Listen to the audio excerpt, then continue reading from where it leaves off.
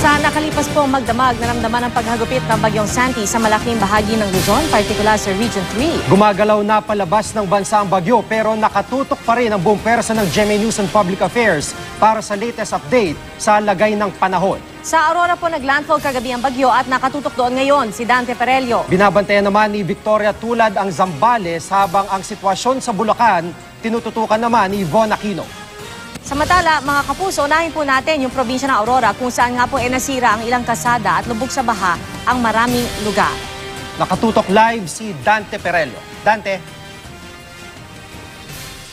Yes, Gigi Pia, dito nga sa Aurora naglandfall kagabi ang Bagyong Santi at tulad ng inaasahan, matinding pinsala ang iniwan nito sa probinsya.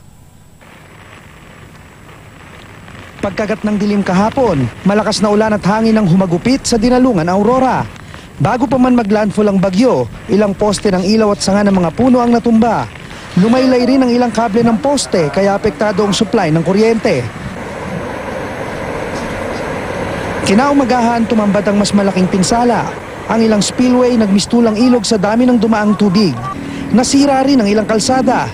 Ito yung bahagi ng kalsada dito sa Barangay Simbahan sa Dinalungan, Aurora na hindi madaanan ngayon ng mga sasakyan dahil kung titingnan nyo hanggang baywang ang taas ng tubig at napakalakas ng agos. Maging ang aming crew na stranded.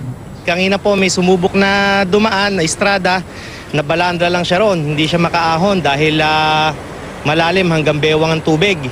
Kaya po walang makakadaan. Pero sa gitna ng hirap, lumitaw ang pagbabayanihan ng mga Pinoy.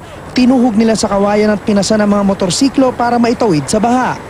Mayroon ding isinakay sa mga balsang gawa sa puno ng saging. Tapos 4 na taong bubuhat. Saan dadalhin to? Dadala doon sa kabilang ibayo, kalsada. Kaya hindi na makakatawid dito? Hindi na makakatawid dito ngayon. Hanggat hindi bumababa ang tubig.